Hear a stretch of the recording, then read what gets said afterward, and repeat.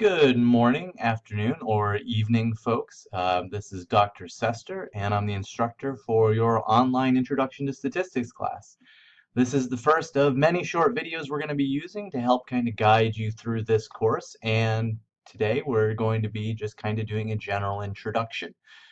So let's go ahead and just kind of walk through things. So first of all, my name is Dr. Sester, Dr. Mark Sester. I am a professor here at the University of Central Arkansas in the psychology department. Obviously, the course doesn't let me get directly introduced to you, but we have a thread up on discussion for you to post a little bit about yourself, and I hope you take the opportunity to do that. So let's talk a little bit about background stuff, sort of the ideas behind the course and some of the things that we're going to be doing the next couple times through. So first, this is a class in the psychology department, and psychology is largely based on research. You can't just write down an idea you think is interesting anymore and have people repeat it and believe it. You have to show proof, and proof comes through very careful research. For those of you who aren't psychologists, you are in fields that also are based on research. We have to gather data and make sense of it to draw conclusions about our fields. So even for those of you who don't wind up conducting research yourself, and that might be quite a few of you, you're going to be reading research. You're going to have to interpret and make sense of and apply other people's research to stay up to date in your field and to apply the kind of techniques that research learns about. So being a good consumer of research is important, even if you aren't a researcher yourself, even if you're not doing it. So generally, so that's one of the things you can get out of this course, but generally there is a mindset of critical thinking, which you hear emphasized a lot. It's something you're supposed to be kind of learning about in college. So critical thinking in general involves basically being able to assess information in front of you and come to conclusions about it. And here's the thing, even outside of whatever field you're in, psychology or anything else, we hear the results of studies reported all the time on social media, just from word of mouth and news articles. Such and such a study found that chocolate's actually good for you. No, it's bad for you. No, it's good and bad at the same time. Again, it can get very confusing. So having a good grasp of research methodology and how statistics are used can kind of help you make sense of that kind of flood of information we're receiving and what maybe is better supported than others and what's kind of just, clickbait nonsense. We're going to do a little exercise about that a little bit later on. But of course, there's the big practical reason, which is that everybody wants to graduate, and this course is required for every single major of every student I've ever known to take it. So everyone is here because this is a required course for your major. This is a progression you have to make to get that diploma and to walk at graduation. So how are we going to be tackling things in the course itself? Well, there is the syllabus provided online. I am not going to review the entire syllabus. I'm going to tell you to read the syllabus. A lot of your basic questions are answered in there. But what I will do is give you a little bit of basic information from that syllabus. So first, the syllabus itself is located on our Blackboard page, which you've already been to because you found this video. It's under the syllabus tab. Download it, read through it, do it now, do it if you have any basic questions about the course later. Again, there's a lot of useful information in there. But here's some of the important stuff. In terms of office hours, actually, obviously this is an online class. So you can email me almost anytime. I will almost always reply within 24 hours unless there's some kind of an emergency. And usually it's quite a bit less than 24 hours. I'm also going to be holding some open office hours when you'll be able to Skype in and talk with me about a little bit of the material. And those hours are XXXXX, and my contact info is XXXXX. So during those times, just ring me up. I should be available. Turn on the webcam. We'll have ourselves a little chat. But other than that, email, post on the discussion board are probably the best way to talk to me and your fellow students. In terms of your grading, there's ultimately going to be 600 points in the class. 100 of that is based on regular homework assignments, and that's going to be completed through the Applia system. You should have gotten an access code for Applia when you got the textbook. There's a separate Using Applia video that you can look at right after this one. Perhaps you've already seen it. That will tell you a little bit about how to use Applia and how to do some of the initial assignments there. There will be 5 quizzes over the course of the semester. These are relatively short. They're worth 10 points each, and they're designed as kind of a mini exam to give you a feel for how you might function in a testing environment, but with lower stakes and fewer things to do. There will be 3 exams. We're on to the big stuff now. Each one is worth 100 points, so that's a total of 300 points in the course. And then a cumulative final exam at the very end of the session, which is worth 150 points. All total, this is 600 points in the course. Your final grade will just be based on what percentage of that 600 you get. See the syllabus for more details. Some of you may be asking, what about extra credit? Hey, see the syllabus for a little more details on that. But I am going to give you one opportunity at the end of this video to get some early extra credit points in the course by doing some basic assignments. First, here's some basic tips on how to do well in the class, and this is talked about in a little bit of depth in the syllabus. So here's how to generally do well. First of all, people have trouble with statistics. Most students struggle with it to some degree. Very few people are able to breeze through this. It's really not a matter of if you struggle, but when that happens and how you deal with it. So some of the ways to make sure that we push off those struggles and we make them as easy to deal with as possible: stay involved. View the videos, engage in discussion with your fellow classmates online, ask questions either of your fellow classmates or certainly of me. Again, keep up with the material, keep involved with it, or it's very easy to fall behind. Do your homework, do your assignments, all that fun stuff.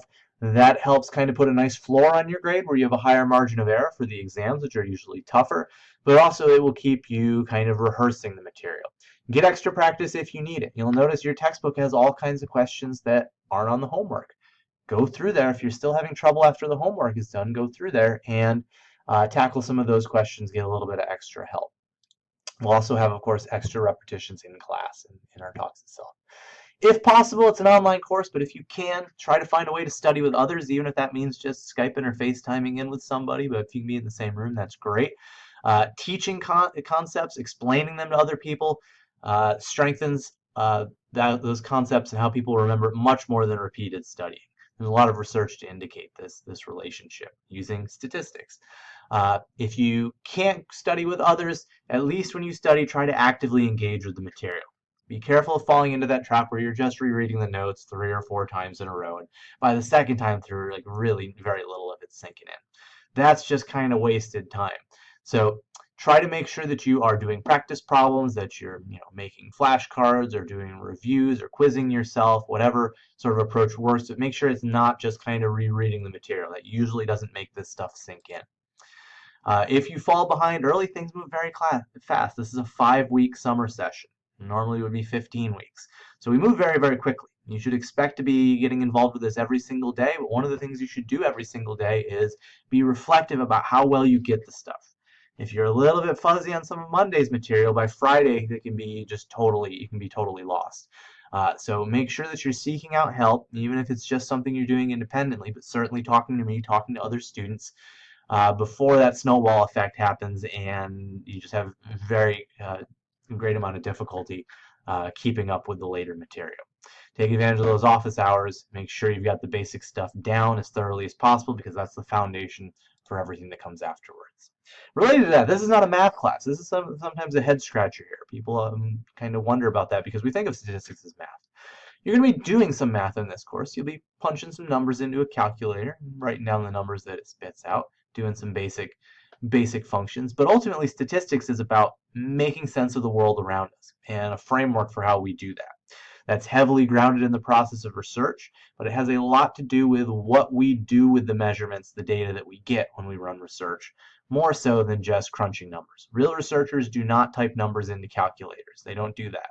We have software that does it for us.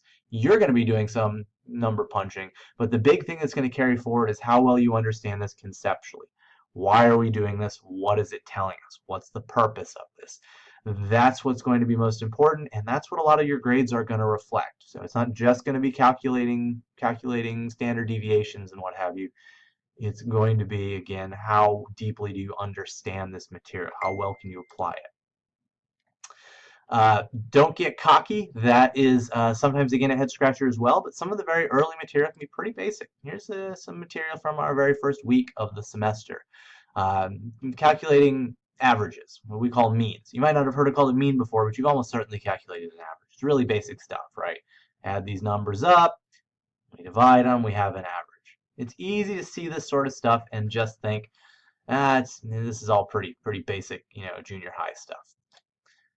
A couple of weeks later, we are going to be looking at something like this. Now, this may not make any sense to you at all. It's awesome if it does, but this is, again, some of the more complicated stuff we'll be getting to this semester.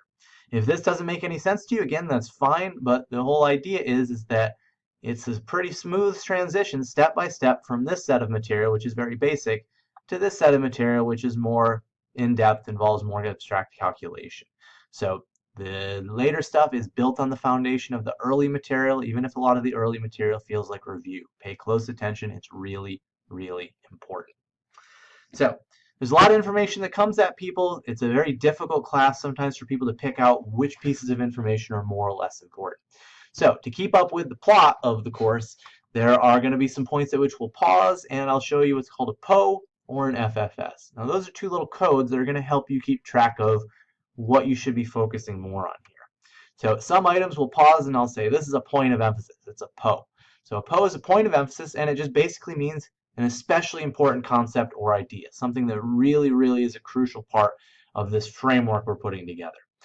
POs are important for understanding the material, but of course they're very important in terms of grading. Things that are points of emphasis are going to show up more frequently on graded material, and when it does show up, they're going to be worth more points usually. Things that aren't points of emphasis will be on there, but they'll be de-emphasized. They won't be as likely to be on there, and they won't be worth as many points. Any and all calculations, when we get into formulas a little bit later on, can be considered points of emphasis because you're going to be doing some of those basic calculations as an illustration of what we do with data. You know you're going to have calculation problems on essentially every exam and every quiz after the very first quiz. FFS stands for future service. Those are things that are important but aren't really important yet when they're being introduced. Those are kind of building blocks. So when I tell you this is a for future service item, that means this doesn't really play too key of a role in what we're doing right now, but it's going to be super important moving forward. A week or two from now, this is going to be something we're going to be revisiting and using over and over again. So those are the things to put in the back of your mind. It's important, really important to understand this because this is going to be a big part of some of these future units and future lectures. So it'll be important later in the course. Once in a while I'll say this is a future service, but it's actually not even going to come up much in this class. That's pretty rare. Those are things that might come up in graduate school or in professional research. So for future service isn't as likely to show up in graded material, and when it does, it's not going to be as emphasized in terms of your grading. However, again, most of those things will become prominent in graded items and in class discussions later on. So it's just kind of a bookmark that, put a pin in it, think about it for a little bit. It's going to be very important later on down the line. So both the POs and the for future services, those are designed to help you keep track of what's more important, but everything that we talk about has some importance. You're responsible for everything we cover. Anything we cover in class could show up on the exams. These POs and FFSs just help you figure out which things are going to be emphasized. General questions on that, again, we have a discussion thread available for you to chat with me, or you can hit me up via email, talk to me via Skype, and talk a little bit about basic course structure. But for now, you may be thinking, hey, didn't you mention extra credit a few minutes ago? This seems like the end. Well, we have an early homework assignment for you to complete, and these homework assignments are essentially risk-free. They're designed to be a nice, easy way of getting introduced to the material. They are worth just extra credit points. They aren't formally graded. You just get bonus points if you complete them. So here's the first thing. Before starting the next module, I want you to find a real-world example of how statistics and research are used out there, outside of a school setting. We mentioned, again, that idea that being a consumer of research is a big part of the class. So find a little research. Find some statistics that are being reported out there. Those can be websites, media reports, stuff from different hobbies, or things that you do in your free time, but they shouldn't be from the book. They shouldn't be from professional articles, stuff that you found in other classes, something you might encounter outside of school. Anything that uses numbers to organize, summarize, or interpret information is a valid answer.